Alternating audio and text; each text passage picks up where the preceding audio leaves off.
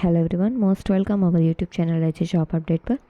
આપણે lab ટેકનિશિયનની MCQ સિરીઝની chapter number 5 પહોંચ્યા છીએ. ધાતુઓ અને મિશ્ર ધાતુઓ 3 ક્વેશ્ચન છે, 3 માર્ક્સનું પૂછાય છે. તો આપણે MCQ સ્ટાર્ટ કરીએ. પહેલાં MCQ જોઈએ તો કે ધાતુનો મુખ્ય ગુણ કયો છે? તો તૂટકનો, વિદ્યુત વાહકતા, અવિદ્યુત વાહકતા કે પારદર્શકતા.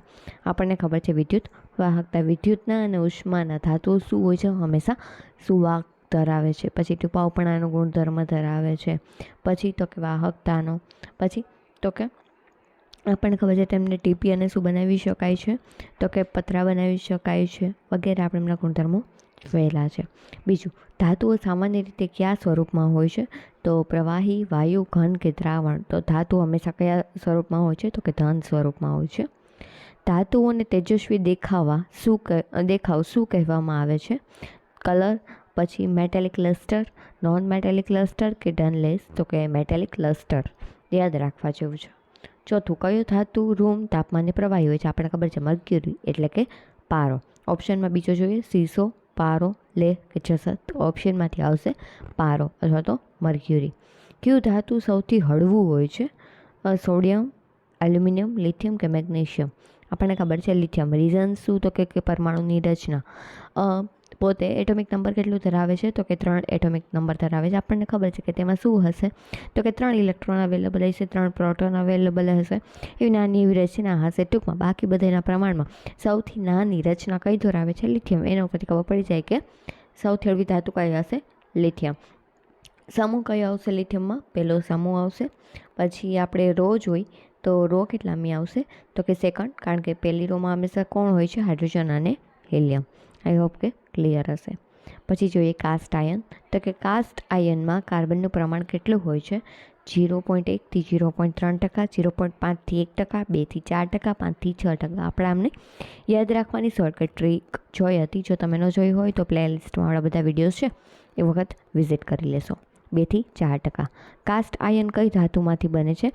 તો કે આયન પાછળ આપેલું જ છે, આયન એટલે ખબર પડી જશે કે આયનમાંથી જ બનશે. કાસ્ટ આયનનો મુખ્ય ઉપયોગ શું છે? વાહનોના ભાગ બનાવવા માટે, વીજતાર માટે, ઝવેરાત માટે કે અરીસા માટે. કાસ્ટ આયન આપણને ખબર છે મજબૂતી માટે ઉપયોગી છે. તો મજબૂતાઈ ક્યાં જરૂર પડશે? તો કે વાહનોના ભાગ બનાવવા માટે.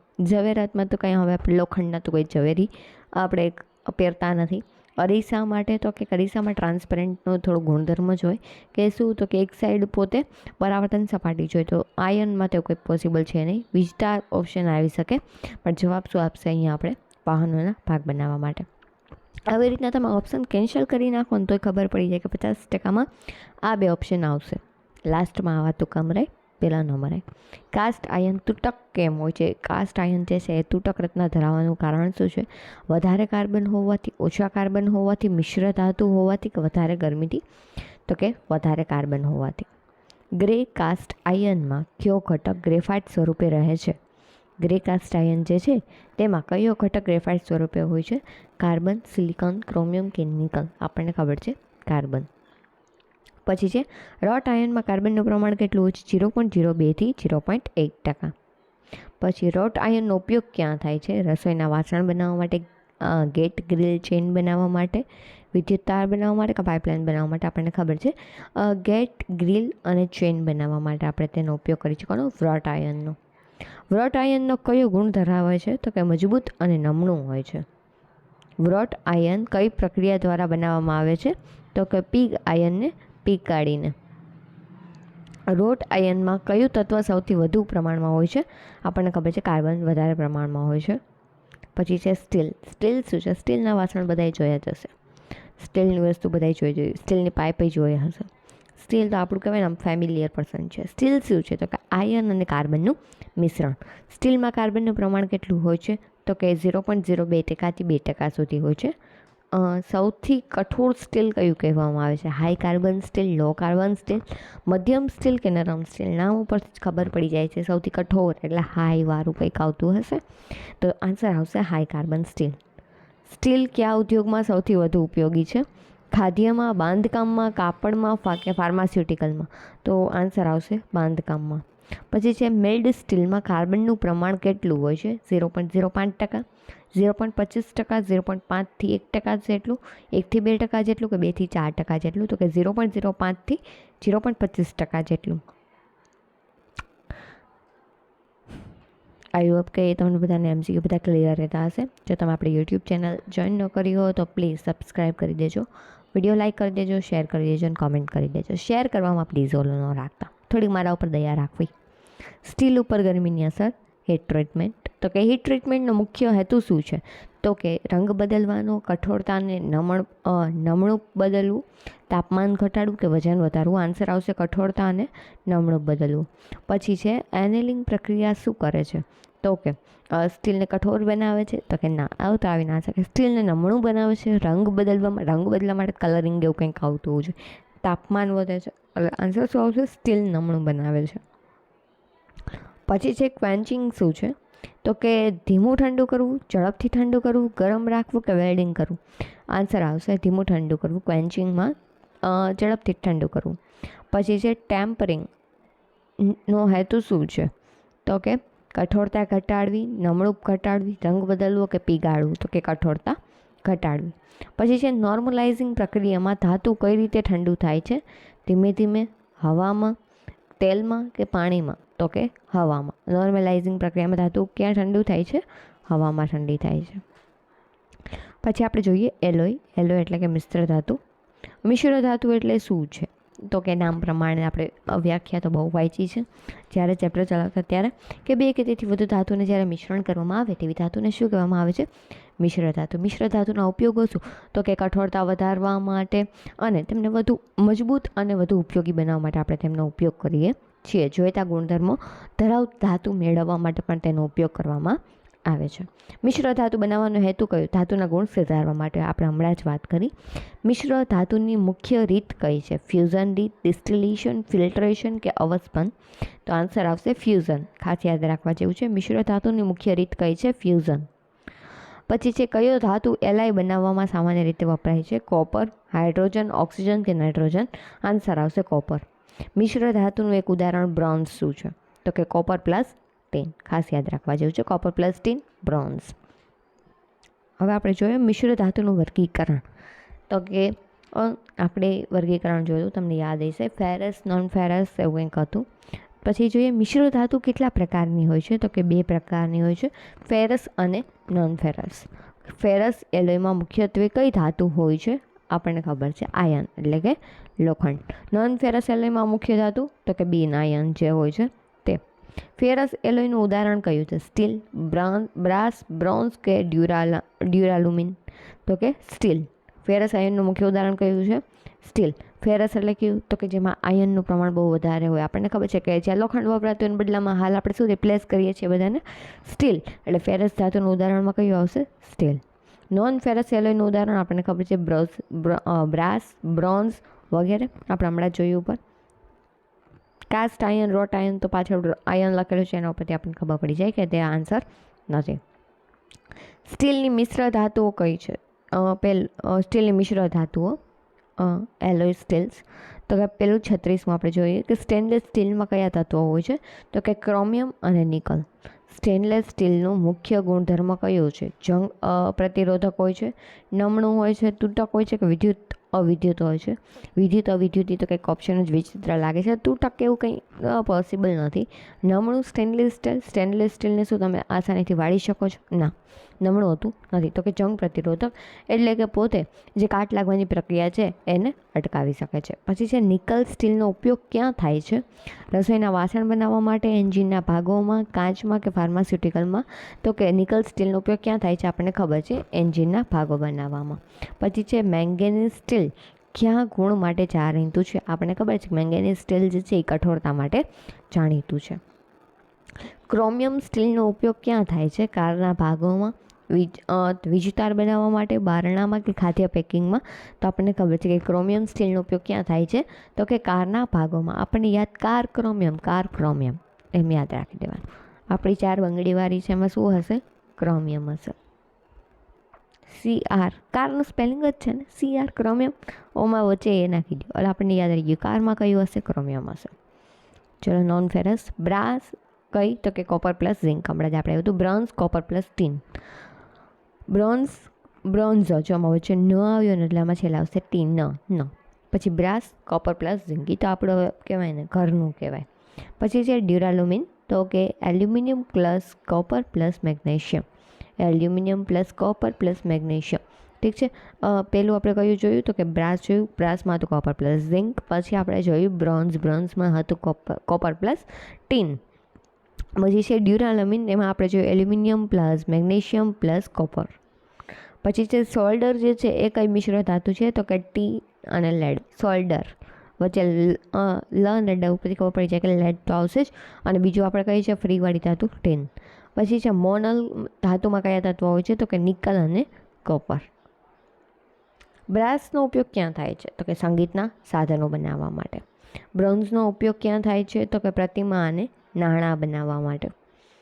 આપણે નથી આવતા gold medal, silver medal, bronze medal, એવી રીતના પોતે નાણાં બનાવવા માટે અને પ્રતિમા બનાવવા માટે. પછી છે ડ્યુરાલામિન જે છે એનો ઉપયોગ ક્યાં થાય છે? વિમાન ઉદ્યોગમાં, રસોઈમાં, લોખંડના બારણા કે ફર્નિચર. ભાઈ આ તો આપણાથી એ બધું ફેમિલિયર છે નહીં, એટલે આપણને ખબર પડી છે કે વિમાનમાં કે ત્યાં ક્યાંક યુઝ થતો હોવો જોઈએ એનો. સોલ્ડરનો ઉપયોગ ક્યાં થાય છે તો કે ઇલેક્ટ્રિક જોડાણ બનાવવા માટે. બાંધકામમાં થતો નથી, રસોઈમાં થતો નથી, પેન્ટરમાં થતો નથી. પછી છે મોનલનો ઉપયોગ ક્યાં થાય છે? રાસાયણિક ઉપકરણો બનાવવા માટે. ક્યાં થતો નથી મોનલનો ઉપયોગ? કપડામાં નથી થતો. કપડાં બનાવવા માટે કંઈ ધાતુ થોડી યુઝ થાય, કાચ માટે યુઝ ન થાય, લાકડા માટે ન થાય. આમને ખબર પડી જાય કે રાસાયણિક ઉપકરણો બનાવવા માટે. નેક્સ્ટ ક્વેશ્ચન જોઈએ આપણે તો કે ધાતુ સામાન્ય રીતે કઈ રીતે આકાર પામે છે? બ્રિટલ, મેલેબલ, નોન મેલેબલ કે ટ્રાન્સપેરન્ટ? આન્સર આવશે મેલેબલ. ધાતુ કેવી રીતના આકાર પાડે છે? મેલેબલ. ધાતુ વીજળી સારી રીતે પસાર કરે છે, એનું કારણ શું તો કે ધાતુમાં મુક્ત ઇલેક્ટ્રોન અવેલેબલ હોય છે, જેથી કરીને તે મુક્ત ઇલેક્ટ્રોન જે છે ગતિ કરે છે અને વીજળીને પાસ કરી શકે છે. ધાતુનો રંગ સામાન્ય રીતે કેવો હોય છે તો કે તેજસ્વી હોય છે, ચળકાટ ધરાવતો હોય છે, આપણને ખબર છે. પછી જોઈએ કે ક્યાં ધાતુમાં તાપ અને વીજ વાહકતા સૌથી વધારે હોય છે? કોપરમાં ઓછી હશે, સિલ્વરમાં વધારે હશે, ગોલ્ડમાં ઓછી હશે, જ્યારે એલ્યુમિનિયમમાં ઓછી હશે. બધા કરતાં વધારે વીજ વાહકતા શેમાં હશે? સિલ્વરમાં હશે. કયો ધાતુ અત્યંત નમણો છે? તો આપણને ખબર છે કે 24 કેરેટનું ગોલ્ડ છે અત્યંત નમણું હોય છે. એકદમ તમે કહેવાય ને કે તમે બ્રેક કરી શકો છો હાથ દ્વારા પણ. એટલા માટે આપણે 22 કેરેટનું ગોલ્ડ યુઝ કરીએ છીએ કે જેમાં અન્ય ધાતુ સાથે તેમનું મિશ્રણ કરવામાં આવે છે. એટલે અત્યંત નમણી ધાતુ કઈ હશે? ગોલ્ડ. આયનને તમે એટલે ઇઝીલી બ્રેક કરી શકતા નથી, ટીનને પણ નહીં અને કોપરને પણ નહીં. ઓપ્શન આવશે સિલ્વર ને ગોલ્ડ. ત્યારે વિચારવા જેવું આવશે, ત્યારે પણ આન્સર શું આવશે? ગોલ્ડ જ આવશે. પછી જોઈએ હીટ ટ્રીટમેન્ટ માટે તો કે હાર્ડનિંગ પ્રક્રિયામાં સ્ટીલને કેવી રીતે ઠંડુ પાડવામાં આવે છે? તો કે તેલ કે પાણીમાં ઝડપથી. આપણને ખબર છે હાર્ડનિંગમાં. ટેમ્પરિંગ કર્યા બાદ ધાતુમાં કયા ગુણ સુધરે છે? તો કે નમણાપણું જે હોય છે, ટૂંકમાં ઇઝીલી બ્રેક કરવાની જે છે એ થોડું સુધરે છે. પછી છે કેસ્ટ હાર્ડનિંગમાં શું છે? તો કે ધાતુની સપાટી જે છે એને કઠોર બનાવવામાં આવે છે. એનેલિંગનો મુખ્ય ઉપયોગ ક્યાં થાય છે? તો કે ધાતુને નમણું કરવા માટે. પછી છે નોર્મલાઇઝિંગ પ્રક્રિયામાં ધાતુને કેવી રીતે ઠંડી કરવામાં આવે છે? હવામાં ધાતુને ઠંડી કરવામાં આવે છે. કેમાં? નોર્મલાઇઝિંગ પ્રક્રિયામાં. પછી જોઈએ આપણે એલોય સ્ટીલ તો કે ક્રોમિયમ નિકલ સ્ટીલ ક્યાં નામે ઓળખાય છે? તો કે સ્ટેનલેસ સ્ટીલના નામે ઓળખાય છે. કોણ? તો કે ક્રોમિયમ નિકલ સ્ટીલ.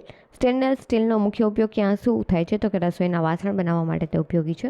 પછી જોઈએ વેનેડિયમ સ્ટીલ કયા ઉપયોગમાં લેવાય છે? તો કે સ્પ્રિંગ અને ટૂલ્સ બનાવવા માટે વેનેડિયમ સ્ટીલ જે છે એ ઉપયોગમાં લેવામાં આવે છે. ટંગસ્ટન સ્ટીલનો ઉપયોગ ક્યાં થાય છે? તો કે કટિંગ ટૂલ્સ બનાવવા માટે ટંગસ્ટન સ્ટીલનો ઉપયોગ થાય છે. મોલિબ્ડેનમ સ્ટીલ કયા ગુણ માટે ઓળખાય છે? તો કે ઉચ્ચ તાપમાનના પ્રતિરોધક તરીકે. પછી છે એલ્યુમિનિયમ બ્રોન્ઝ કયા તત્વો હોય છે? તો કે કોપર અને એલ્યુમિનિયમમાં. એલ્યુમિનિયમ બ્રોન્ઝમાં કયા તત્વો હોય છે? કોપર અને એલ્યુમિનિયમ. એલ્યુમિનિયમ બ્રોન્ઝનો ઉપયોગ ક્યાં થાય છે? તો કે જહાજના ભાગો બનાવવા માટે. એલ્યુમિનિયમ બ્રોન્ઝનો ઉપયોગ કેમાં થાય છે? તો કે જહાજના ભાગો બનાવવા માટે. કારમાં ક્રોમિયમ આપણે યાદ રાખ્યું હતું. પછી છે ક્યુપ્રોનિકલનો ઉપયોગ ક્યાં થાય છે? તો કે નાણાંની બનાવટ માટે. ક્યુપ્રોનિકલ નાણાંની બનાવટ માટે. આટલું બધું એકસાથે યાદ ના રહીએ તો એમના માટે શોર્ટકટમાં આપણે શું કરી શકીએ? તો કે આપણે દરરોજ રિવિઝન કરી શકીએ, જેના કારણે આપણે બધા ક્વેશ્ચન ઇઝીલી યાદ રાખી શકીએ. જો તમે આ 80 કે 90 જેવો ક્વેશ્ચન જે છે એ તમે દરરોજ એક વખત સાંભળી લો કે પછી એક વખત જોઈ લો તો પણ મોસ્ટલી જે સિલેબસ જે છે એ કવર થઈ જાય એવો છે. જર્મન સિલ્વર શું છે? તો કે કોપર વત્તા નિકલ વત્તા ઝિંક. પછી છે પેવટર કઈ મિશ્ર ધાતુ છે? તો કે ટીન પ્લસ લેડ. મિશ્ર ધાતુના ઉપયોગો અને તેના ગુણધર્મો આપણે જોઈએ તો કે બ્રાસનો રંગ કેવો હોય છે? તો કે પીળો રંગ આપે છે બ્રાસ જે છે. બ્રોન્ઝનો મુખ્ય ગુણધર્મ કયો હોય છે? તો કે પોતે કઠોરતા ધરાવે છે. ડ્યુરાલ્યુમિન જે છે એનો મુખ્ય ગુણધર્મ કયો છે? હળવું અને મજબૂત હોય છે, તૂટક હોય છે, નરમ હોય છે, ભારે હોય છે? તો કે હળવું અને મજબૂત હોય છે. પછી છે સોલ્ડરનો વિલય બિંદુ કેવો હોય છે? તો કે નીચો હોય છે. નેક્સ્ટ જોઈએ, મોનલ ધાતુ કઈ પરિસ્થિતિમાં ટકાઉ હોય છે? તો કે દરિયાઈ પાણીમાં, એસિડિકમાં, કે ઠંડી હવા, કે રેતી? તો કે દરિયાઈ પાણીમાં તે પોતે ટકાઉનો ગુણધર્મ ધરાવે છે. પછી આપણે જોઈએ તો કે ધાતુઓની પસંદગી અને તેનો ઉપયોગ. કોઈ પણ મિશ્ર ધાતુ બનાવવા માટે તમારે કેવા ગુણધર્મો જોઈએ છે એના આધારે મિશ્ર ધાતુનું જે સિલેક્ટ કરવામાં આવે છે. માની લો કે તમારે મજબૂતાઈ માટે જોઈએ છે તો તમારે કઈ ધાતુ વાપરવી જોઈએ, તમારે ટકાઉપણું જોઈએ છે એના માટે કઈ ધાતુ વાપરવી જોઈએ, તમારે એવી વસ્તુ જોઈએ છે કે જેને છે ને તમારે કાટ ઓછો લાગે એવી ધાતુ વાપરવી જોઈએ, ચળકાટ માટે એવી ધાતુ વાપરવી જોઈએ, થોડોક નમણું ગુણધર્મ જોતું હોય તો તમારે એવી ધાતુ વાપરવી જોઈએ. ટૂંકમાં ધાતુઓની પસંદગી અને તેના ઉપયોગ કેવી રીતના થાય છે? તો કે વિદ્યુત તાર બનાવવા માટે કયો ધાતુ શ્રેષ્ઠ હોય છે? તો કે આપણને ખબર છે કોપરના તાર બનાવવામાં આવે છે. રસોઈના વાસણ બનાવવા માટે કઈ ધાતુ વપરાય છે? તો કે સ્ટેનલેસ સ્ટીલ. આયર્ન વપરાતી નથી. લોખંડના વાસણ કોઈ જોઈએ ના. બ્રોન્ઝ વપરાય છે? ના ભાઈ ના. બ્રોન્ઝના વાસણ. પછી છે લેડનો યુઝ થાય છે? ના. વિમાન માટે કઈ ધાતુ અથવા તો મિશ્ર ધાતુ વપરાય છે? આપણે ખબર છે, આપણે એક જ નામ એવું હતું કે જે બહુ સાંભળ્યું નહોતું. શું નામ હતું? ડ્યુરાલ્યુમિન. પછી છે નાણાં બનાવવા માટે કઈ મિશ્ર ધાતુ વપરાય છે? ક્યુપ્રોનિકલ, બ્રાસ, સ્ટીલ કે લેડ? તો કે નાણાં બનાવવા માટે કઈ વાપરશે? તો ક્યુપ્રોનિકલ વપરાવવામાં આવશે. પછી દાંતના ફિલિંગ માટે કઈ ધાતુ વપરાય છે? આપણને ખબર છે એમાલ્ગમ. ઝિંક એમાલ્ગમ આપણે નામ સાંભળ્યું હતું. Monel, amalgam, bronze, aluminium. આ તો 8મા ધોરણવાળાનો ક્વેશ્ચન છે. ન આવડે ને તો સ્વૈચ્છિક નિવૃત્તિ જાહેર કરી દેવી જોઈએ. વિશેષ ધાતુ જોઈએ. એમાલ્ગમ શું છે? તો કે પારો પ્લસ અન્ય ધાતુઓ. વ્હાઇટ મેટલ માટે મુખ્યત્વે કઈ ધાતુ હોય છે? તો કે ટીન હોય છે. વ્હાઇટ મેટલનો ઉપયોગ ક્યાં થાય છે? તો કે બેરિંગમાં થાય છે. પછી છે બેબીટ મેટલ. બેબીટ મેટલ કઈ પ્રકારની મિશ્ર ધાતુ છે? ટીન આધારિત મિશ્ર ધાતુ છે. બેબીટ મેટલનો ઉપયોગ ક્યાં થાય છે? બેરિંગ માટે, ચેઇન માટે, ગેટ માટે કે કાચ માટે? તો કે બેરિંગ માટે. ધાતુના તત્વો આધારિત પ્રશ્ન. તો કે આયર્નને જંગ કેમ નથી લાગતો? તો કે કેના દ્વારા લાગે છે? Sorry, my mistake. તો કે ઓક્સિજન અને ભેજથી. જંગને અટકાવવા માટે શું કરી શકાય છે? તો કે ગેલ્વેનાઇઝિંગ કરી શકાય છે. આપણે ઝિંક માટે થઈને ખાસ વહાણવાળું ઉદાહરણ હતું કે જે પૂછાઈ શકે એવું છે. તો કે ઝિંક જે છે એને કોર્ઝનથી બદલાવવા, ખારા પાણી જે સતત કોન્ટેક્ટમાં આવતો હોય એનાથી બચાવવા માટે તેમાં શું કરવામાં આવે છે? તો કે ઝિંકના નીચે પતરા રાખવામાં આવે છે. આપણે જે એ વસ્તુ જે છે ને એનોડ કેથોડવાળી પ્રક્રિયા જે છે ને પીએચ મેટ્રીમાં પણ એક ક્વેશ્ચન આવશે. અને પહેલું છે આયનિક સંતુલન હતું ને, આયોનિક ઇક્વિલિબ્રિયમ, તેમાં આપણે એક પોર્શન લીધો નથી પણ એ આવી શકે ખરી. પછી છે ગેલ્વેનાઇઝિંગ માટે કઈ ધાતુ વપરાય છે? ઝિંક ધાતુ વપરાય છે. ટીન પ્લેટિંગ બનાવવાનો હેતુ શું છે? જંગથી બચાવ કરવા માટે, રંગ બદલવા માટે. રંગ બદલવા માટે કોણ પ્લેટિંગ કરે? વજન વધારવા માટે? ના, વજન વધારવા માટે પ્લેટિંગ થાય નહીં. નરમ બનાવવા માટે? તો કે ના, એનલિંગની પ્રક્રિયા થાય. ટીન પ્લેટિંગનો હેતુ શું છે? તો કે જંગથી બચાવ કરવા માટે. એલ્યુમિનિયમની સપાટી પર આપમેળે શું બને છે? ઓક્સાઇડનું સ્તર, કાર્બનનું સ્તર, પાણીનું સ્તર કે નાઇટ્રેટનું સ્તર? એકદમ ઇઝી ક્વેશ્ચન. ઓક્સાઇડનું સ્તર બને છે. પછી જોઈએ તો કે ઇનવાર શું છે? તો કે નિકલ પ્લસ આયર્ન. ઇનવારનો ઉપયોગ ક્યાં થાય છે? તો કે માપન ઉપકરણોમાં. પછી છે નિક્રોમ કઈ મિશ્ર ધાતુ છે? તો કે નિકલ પ્લસ ક્રોમિયમ. નિક્રોમનો ઉપયોગ ક્યાં થાય છે? તો કે હીટિંગ એલિમેન્ટ બનાવવા માટે. પછી છે કોન્સ્ટન્ટ શું છે? તો કે કોપર પ્લસ નિકલ. પછી છે કોન્સ્ટન્ટનો ઉપયોગ ક્યાં થાય છે? તો કે થર્મોકપલ જે બધા એવા સાધનો જે છે એમની બનાવટમાં થાય છે. પછી છે એલ્યુમિનિયમનો મુખ્ય ગુણ કયો છે? તો કે હળવું અને જંગ પ્રતિરોધક હોય છે. પછી છે કોપરનો મુખ્ય ઉપયોગ શું હોય છે? વિદ્યુત તાર બનાવવા માટે, કાચ, પ્લાસ્ટિક કે પેન્ટર? આપણે જોઈએ કોપરનો ઉપયોગ ક્યાં થાય છે? મેનલી વિદ્યુતના તાર બનાવવા માટે. પછી જોઈએ લેડનો ઉપયોગ ક્યાં થાય છે? તો કે બેટરીની બનાવટ માટે. મિશ્ર ધાતુનો મુખ્ય હેતુ શું છે? તો કે ધાતુના ગુણ સુધારવા માટે. આઈ હોપ કે તમને આ ચેપ્ટર જે છે યુઝફુલ રહ્યો હશે. જો યુઝફુલ રહ્યો તો પ્લીઝ આપણી ચેનલને સબસ્ક્રાઈબ કરજો, લાઇક કરજો, શેર કરજો. ખાસ કે જો તમે પહેલાં આપણે વિડીયો લેક્ચર ન જોયા હોય સિલેબસના તો તમે ચેક કરી લેજો. આપણે તેમાં ડિટેલમાં સમજાવવામાં આવ્યું છે. તેમની PDF જોતી હોય તો જોઈને આપણી ટેલિગ્રામ ચેનલ જે છે એ જોબ અપડેટ કરીને ન મળે તો એમની લિંક જે છે એ ડિસ્ક્રિપ્શન બોક્સમાં, ચેનલ જે છે એના ડિસ્ક્રિપ્શન બોક્સમાં એમની લિંક મૂકવામાં આવી છે, ત્યાંથી તમે લિંક લઈ શકો છો. પછી નેક્સ્ટમાં વાત કરવાની રહીએ તો કે અત્યારે શું 1 મહિના જેટલી વાર છે આજે હું વિડીયો બનાવું ત્યારે, તો શું હવે એમને નોટ્સ બનાવી શકાય? તો કે હવે મારા મતે જો હવે નોટ્સ બનાવવા બેસો, કેટલા ચેપ્ટર છે આપણે 29 ચેપ્ટર છે, 29 ચેપ્ટરના નોટ્સ તમે એક દિવસમાં એક ચેપ્ટર તૈયાર કરો તો પણ તમારી પાસે ટાઈમ વધે નહીં. આપણે વ્યવસ્થિત કરવાનું છે. એટલે આપણે તમારે શું કરી શકો એમ. તો કે મેં જે ઝેરોક્સ તો ન કહી પણ PDF છે ગ્રુપમાં પ્રોવાઈડ કરી છે. બધી PDF છે 5 થી 6 પેજીસની છે. વધીને કોઈક હશે મોટા મોટા ચેપ્ટર તો 10 પેજીસ, બસ એના કરતાં વધારે નથી. તમે કોપી કઢાવી લઈ શકો. બ્લેક એન્ડ વ્હાઇટ કોપી તો ચાલી જાય. આગળ પાછળ તમે કરાવો તો 5 થી 7 રૂપિયામાં તમારે ઝેરોક્સ એક ચેપ્ટરની થઈ જાય ઇઝીલી. હવે એ જ વસ્તુ તમે લખવા બેસશો તો તમારે 1 થી 2 દિવસ જેટલો ટાઈમ જશે. અને આ તમે એકને એક વસ્તુ વારે ઘણી રિવિઝન કરો તો તમને પ્રોફિટ થઈ શકે છે. ઠીક છે. MCQની જે બધી PDF જે છે એ હું થોડા ટાઈમમાં ગ્રુપમાં મૂકી દઈશ એક સાથે. ત્યારે તમે એમાંથી જો તમને કોઈ ઝેરોક્સ કરાવી હોય તો ઝેરોક્સ કરાવી શકો છો. કોઈ પણ લેબ ટેકનિશિયન કે સિનિયર સાયન્ટિફિક આસિસ્ટન્ટને રિલેટેડ કોઈને પણ કંઈ પણ ક્વેરી હોય તો તમે મને પૂછી શકો છો. આઈ હોપ કે તમને બધું ક્લિયર હશે અને MCQની સિરીઝ સારી લાગી હશે. મળીએ આપણે આપણા નેક્સ્ટ ચેપ્ટરમાં. ત્યાં સુધી thank you, good bye and best of luck.